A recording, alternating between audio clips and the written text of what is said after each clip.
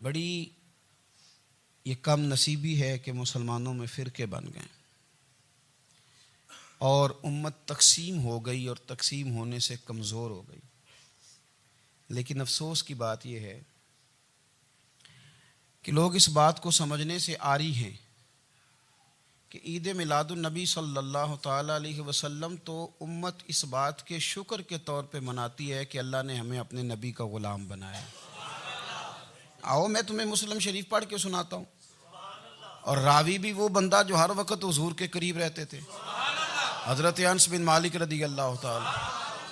آپ فرماتے ہیں مجھے وہ دن بھولتا ہی نہیں، میں بھلا سکتا ہی نہیں جس دن میرے نبی پاک مکے سے ہجرت کر کے مدینہ طیبہ تشریف لائے. حضور اس دن کیا ہوا تھا؟ تو حضرت انس بن مالک فرماتے ہیں ساری بیبیاں چھتوں پہ چڑھ گئیں. ساری عورتیں اپنے اپنے کام میں مصروف ہوتی ہیں، کوئی کسی وجہ سے چھت پہ چڑھ جائے تو چڑھ جائے. ساری کٹھی تب بھی چڑھتی ہیں جب گلی میں کچھ اور ہو، جب کوئی انوکھی بات. ساری بیبیاں چھتوں پہ چڑھ گئیں، بچے درختوں کے ساتھ چمٹ گئے اور فرماتے ہیں کہ 70 کے قریب لوگ حضور کی سواری کے آگے تھے اور باقی سینکڑوں کی تعداد سے سواری کے پیچھے تھے.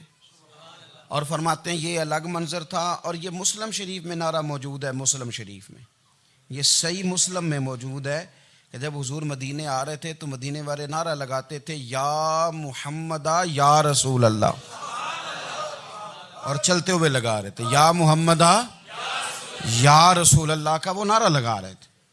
اور پھر حضرت انس بن مالک فرماتے ہیں یہ دو منظر یہ تھے. ایک تیسرا منظر بھی تھا. مدینہ شریف کے اندر کچھ قبیلے تھے، آج بھی ایسا ہونا نہیں چاہیے. یہ اسلام نہ صرف اس کو ناپسند کرتا ہے بلکہ اس کی تردید کرتا ہے. چھوٹی برادری بڑی برادری آج بھی تقسیم ہے، نہیں ہونی چاہیے. عرب کے اندر بھی تقسیم تھی، کچھ قبیلوں کو چھوٹا جانتے تھے، کچھ کو بڑا جانتے تھے. ایک قبیلہ تھا بڑا قبیلہ، بنو نجار کا، چودھریوں کا قبیلہ، سیٹھوں نوابوں کا قبیلہ، بڑے لوگوں کا قبیلہ. اس قبیلے کی بیٹیاں ایک کونے میں دف لے کے بیٹھ گئیں. نبی پاک صلی اللہ تعالیٰ علیہ وآلہ وسلم کے غلاموں بات کو سمجھیں. ایک منظر یہ کہ عورتیں چھتوں پہ، آج ہم منع کریں گے کیونکہ یہ پردے کی آیتیں نازل ہونے سے پہلے کی بات ہے.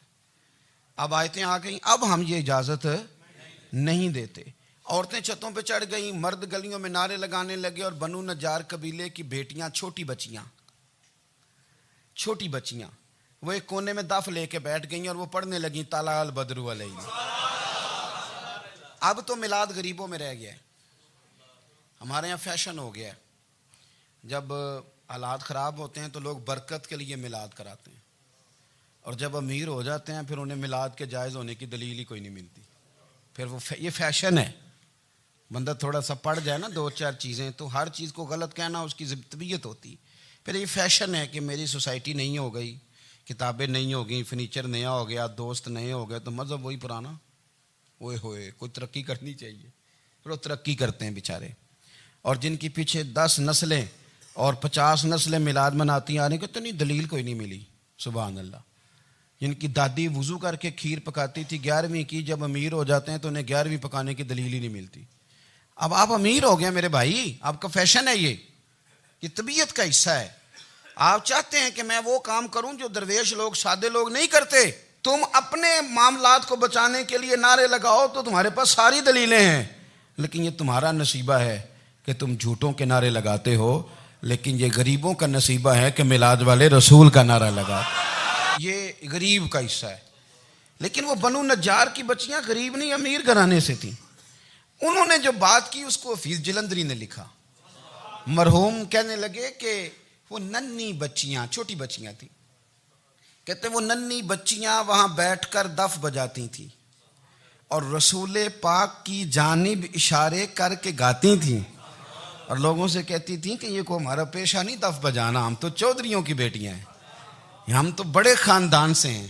وہ ننھی بچیاں جو بیٹھ کر وہاں دف بجاتی تھیں، رسول پاک کی جانب اشارے کر کے گاتی تھیں اور کہتی تھی ہم ہیں بچیاں نجار کے عالی گھرانے کی، خوشی ہے آمنہ کے لال کے تشریف لانے. ہمیں بڑی خوشی ہے آمنہ کے لال کے، خوشی ہے آمنہ کے لال کے. خوشی ہے آمنہ کے لال کے، ہمیں خوشی ہے آمنہ کے لال کے تشریف، خوشی ہے بس آمنہ کے لال کے تشریف۔ نبی پاک صلی اللہ تعالیٰ علیہ وآلہ وسلم سے امت کا جذباتی رشتہ ہے۔ یہ پہلے دن سے ہی ابو جہل کب منع کرتا تھا کسی مسلمان کو کہ خانہ کعبہ میں نماز نہ پڑھو، کہتا پڑھو۔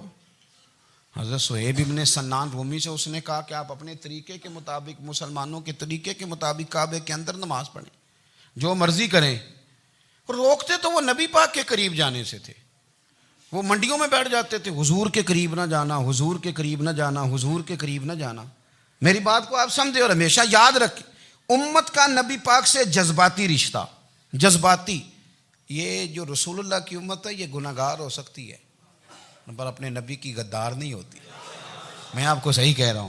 میرے کلین شیو نوجوان کے کان میں آپ جا کے کہیں نبی پاک، چاہے اس نے نماز نہ پڑھی ہو، چاہے اس نے داڑھی نہ رکھی ہو، آپ حضور کا نام لیں اس کے رونگٹے کھڑے ہو جاتے ہیں، اس کی طبیعت، اس کا دل دھک دھک کرتا ہے، اس کی ایک ایک روح سے محمد محمد کی آوازیں نکلتی۔ یہ فیض ہے رسول پاک کا اور یہ کرم ہے اللہ کا اس امت کے ساتھ۔ امیر ملت پیر جماعت علی شاہ صاحب محدث علی پوری فرماتے ہیں ایک جگہ ہندوؤں کا جلسہ تھا، ہندو پنڈت تقریر کر رہا تھا، اس نے نبی پاک صلی اللہ علیہ وسلم کی شان میں معاذ اللہ کو بے ادبی کر دی۔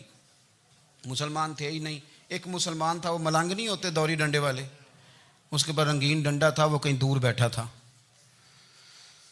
تو اس نے سن لی اسپیکر چل رہا تھا، تو وہ ڈنڈا لے کے تو اسٹیج پہ چڑھ آیا۔ وہ کہتا ہے میں نے پنڈت کے سر میں مارا ایک ہی ہے پر مارا ذرا صحیح کر کے، وہ ڈھیر ہو گیا، لوگوں نے گرفتار کر لیا، جیل میں چلا گیا۔ پیر صاحب کہتے ہیں میں ملنے گیا، بندے کو بسم اللہ بھی سیدھی نہیں پڑھنی آتی، سورۃ اخلاص بھی ٹھیک نہیں آتی، اسے ربنا آتینا دعا نہیں کر سکتا، ملنگ ہے۔ میں ملنے گیا اور میں نے کہا یار نہ تو نماز پڑھے، نہ داڑھی رکھے، نہ تو مسجد جائے، پر تو نے کمال کر دی۔ تو کہتے ہیں پیر صاحب چھم چھم رویا اور پنجابی میں کہنے لگا پیر صاحب میں گناہ گار ہاں پر اپنے نبی دا غدار تے نہیں نا۔ یہ گناہ گار اور غدار میں فرق ہوتا ہے۔ میں گناہ گار ہوں پر یہ تو نہیں نا کسی کی ضرورت کہ میرے سامنے میرے نبی کے بارے میں بات کر جائے اور ساڑی اچھی تے سچی سرکار نو گل کر جائے۔ یہ بات آپ سمجھیں، دشمن احمد پہ شدت کیجئے، ملحدوں سے کیا مروت کیجئے، شرک ٹھہرے جس میں تعظیم رسول، اس برے مذہب پہ لعنت کیجئے، اور مثل فارض زلزلے ہوں نجد میں ذکر آیات ولادت کیجئے، اور یا رسول اللہ کی کثرت کیجئے۔ نبی پاک کا پیار امت کے لیے سرمایہ حیات ہے۔ رسول پاک کے ساتھ امت کا والہانہ رشتہ ہے۔ نبی پاک کے ساتھ والے، حضرت خبیب کو گرفتار کر لیا مکے والوں نے، اس وقت غربت تھی اسلام پر، مکے میں سارے لوگ کٹھے ہو گئے اور چوک میں پھانسی دینے لگے حضرت خبیب کو۔ کہنا آسان ہے، کرنا بڑا مشکل ہے۔ بندہ جیل میں الجھ جائے تو میں نے بڑے بڑے سیانے لوگ معافیاں مانگتے دیکھے، بڑے بڑے لوگ کہتے دیکھے ہیں کہ یہ کام بڑا، قید تنہائی بذات خود ایک مصیبت ہے۔ آپ کو اکیلا رہنا پڑ جائے نا، یہ لاک ڈاؤن ہوا ہے تو لوگ نفسیاتی مریض بن گئے۔ اکیلے رہنا، تنہا رہنا کوئی چھوٹا کام ہے؟ حضرت خبیب اکیلے اور مکے کا دور اور چاروں جانب کافر، اور چوک میں جب پھانسی پہ لٹکایا جانے لگا تو ابو سفیان بولے اور بول کے کہنے لگے یار بندہ کوئی کام کر کے بڑا پچھتاتا بھی ہے کہ یار نتیجہ کیا نکلا؟ تو معاذ اللہ آپ کا بھی نتیجہ تو پھانسی ہے، تو آپ کا کیا خیال ہے؟ یہ آپ یقین کریں کہ لوگ صحیح صحیح ساتھ چلتے ہیں، تھوڑی سی دشواری اٹھانی پڑ جائے تو کہتے ہیں میں گاڑی ٹھیک تھا، پر انہی پتھروں پہ چل کے اگر آ سکو تو آؤ۔ میرے گھر کے راستے میں کوئی کہکشاں نہیں ہے۔ لوگ نا میٹھا میٹھا کھانا چاہتے ہیں، تھوڑا کڑوا آ جائے تو مصیبت بن جاتی۔ کہتے ہیں سارے فلانے سے پیار کریں گے تو میں کروں گا، سارے مخالفت بھی کریں گے تو ہم انشاءاللہ پیار ہی کریں گے۔ یہ کیا بات ہوئی کہ ہم زمانے کا رنگ دیکھ کے چلیں گے؟ اب بعض لوگ پچھتا رہے ہوتے ہیں۔ حضرت خبیب سے کہا، ابو سفیان نے ابھی کلمہ نہیں پڑھتے تھے، کہنے لگے تو اس وقت پھانسی پہ لٹک رہا ہے اور تیرے نبی مدینے میں اور آرام میں، اور ان کے صحابہ آرام میں، اہل بیت گھر میں، تیرے ذہن میں اگر اس وقت یہ بات ہو کہ اس وقت تیری جگہ پہ وہ ہوتے معاذ اللہ، تو پھر کیا ہوتا؟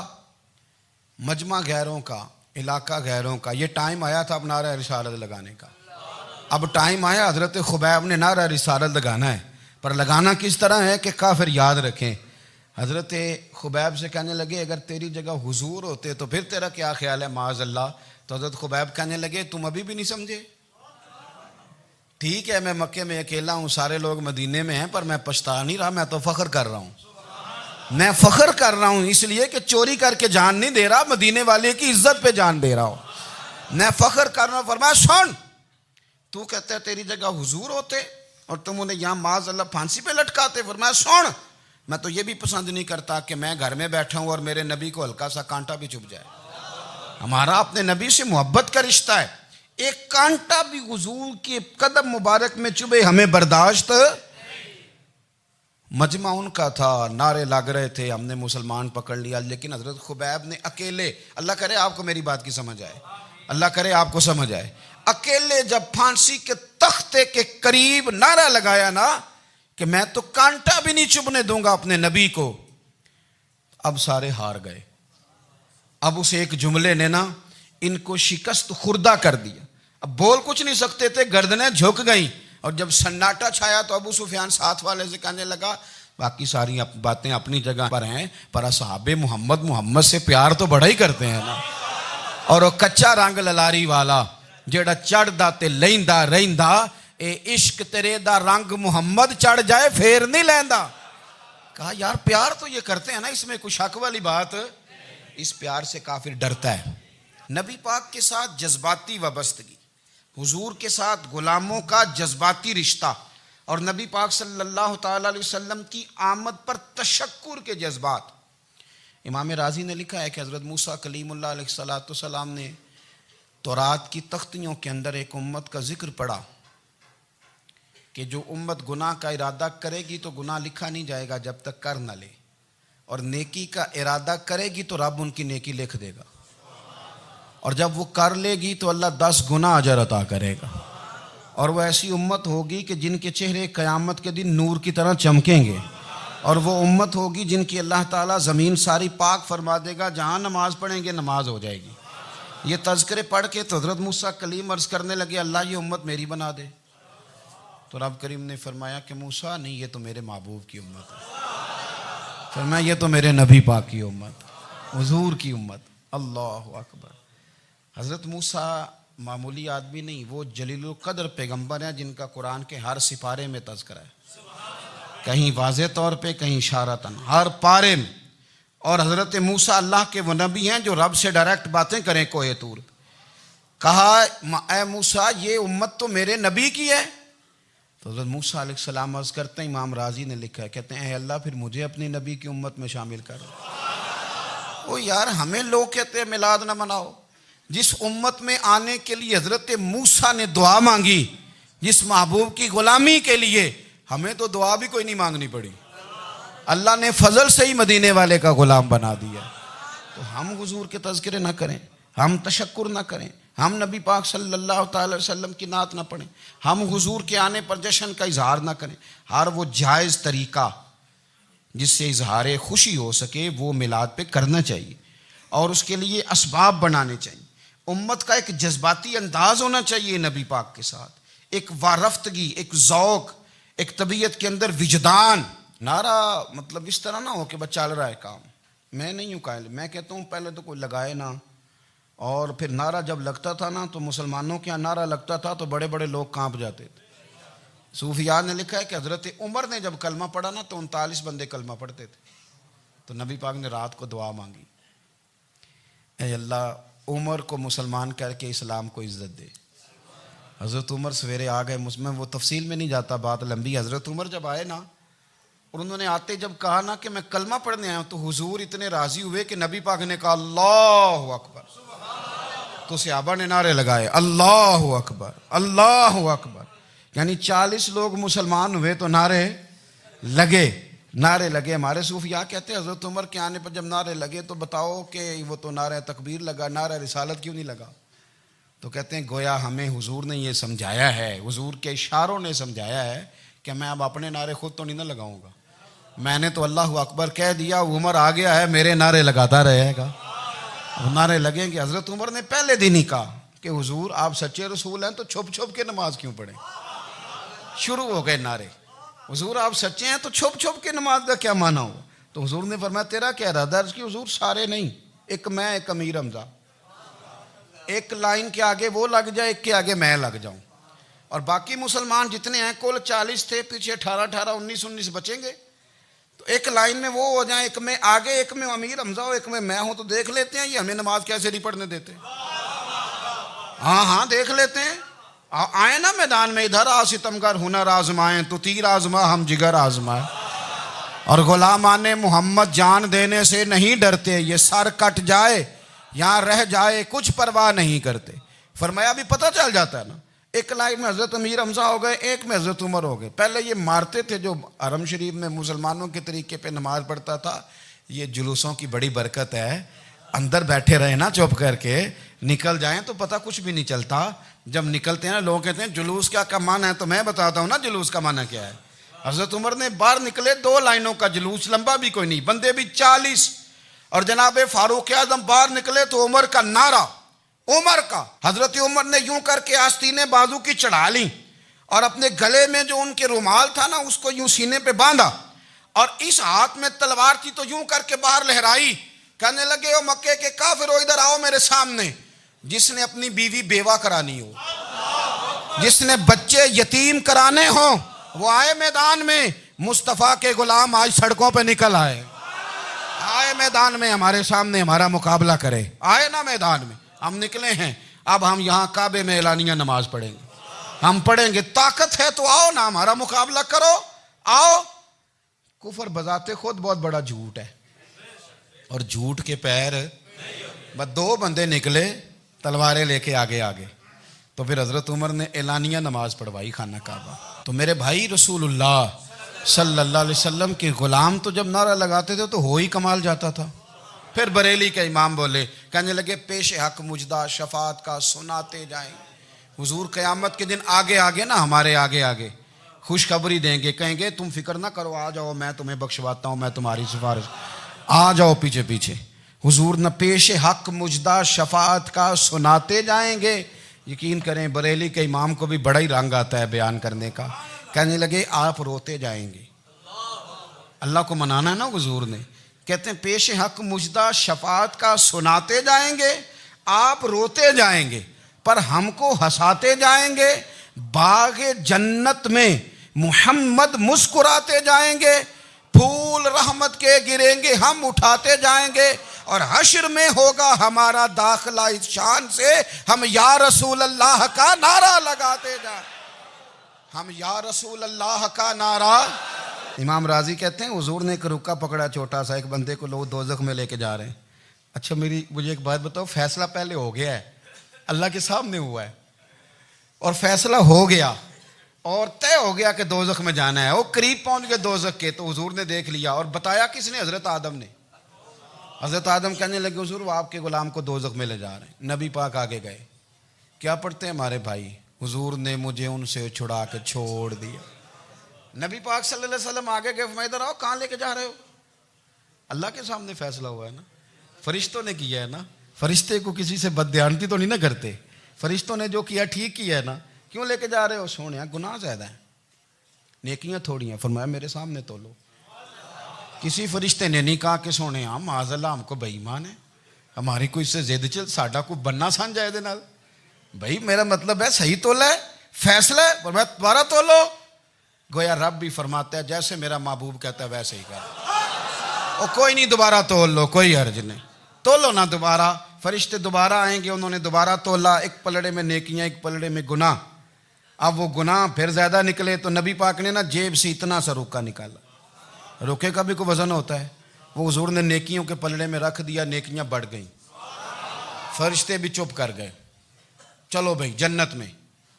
میری طرح کا تھا نا پتہ سارا ہے سردار نے کیتی ہے، پتہ تو تھا نا اسے من آنم کے من دانم، تو سیدھا حضور کے قدموں سے جا لگا، کہنے لگا سونیا میں تو ساری زندگی گناہ کرتا رہا، یہ کون سی نیکی ہے؟ تو حضور فرمانے لگے چپ کر، جنت کا دروازہ کھول گیا، تو جا جنت میں۔ حضور رکے میں کیا ہے؟ فرمایا تو نے ایک دن درود و سلام نہیں پڑھا تھا، میں نے تیرا سنبھال کے رکھا ہوا تیرا درود شریف، وہ نعرے رسالت نہیں تو نے لگائے تھے، وہ تو کھول کے میرے تذکرے میں نے تیرا سنبھال لیا، دوزخ میں میں تو کیا میرا سایہ نہ جائے، کیونکہ رسول پاک سے دیکھا نہ جائے. میرے رسول پاک اور میری بات سنو، میں بھی آپ کو کھانا نہیں کھلاتا، لنگر میرے سنگی کھلاتے ہیں، میرے دوست آپ کو کھانا پیش کرتے ہیں. ہر جگہ آپ جاتے ہیں تو وہاں کچھ لوگوں کی ڈیوٹی ہوتی ہے. لیکن ترمذی شریف 66 کی حدیث ہے.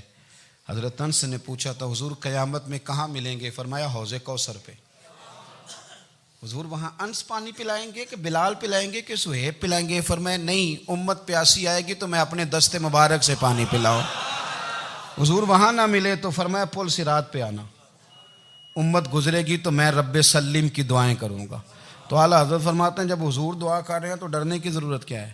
خدا کی رضا چاہتے ہیں دو عالم، خدا چاہتا ہے رضائے محمد. رضا اب پل سے وجد کرتے گزری کہ ہے رب سلم دعائے محمد صلی اللہ ہو. تو حضور وہاں ملاقات نہ ہوئی تو پھر اس حدیث کو بھی یہ حدیث مضبوط کر دے گی. حضور فرمانے لگے پھر میزان عمل پہ آ جانا، امت کے عمل تول رہے ہوں گے اور میں کامیابی کی دعائیں مانگ رہا ہوں گا. تو جس کے لیے حضور دعا مانگیں گے ناکام ہوگا، ناکام ہوگا. اپنے بچوں کو حضور کی محبت سکھائیں، نبی پاک صلی اللہ علیہ وسلم کی غلامی کریں. آپ کا رشتہ نبی پاک کے ساتھ مضبوط ہونا چاہیے، آپ کے تعلقات حضور کے ساتھ مضبوط ہونے چاہیے. اور آپ نے دائیں بائیں نہیں دیکھنا کہ پراپوگنڈا کیا ہے، لوگ کیا کہہ رہے ہیں. لوگوں کو دیکھ کے جو لوگ رستہ بناتے ہیں وہ پیچھے رہ جاتے ہیں. آپ نے یہ دیکھنا ہے کہ میرا حضور سے نسبت کا تعلق مضبوط ہے.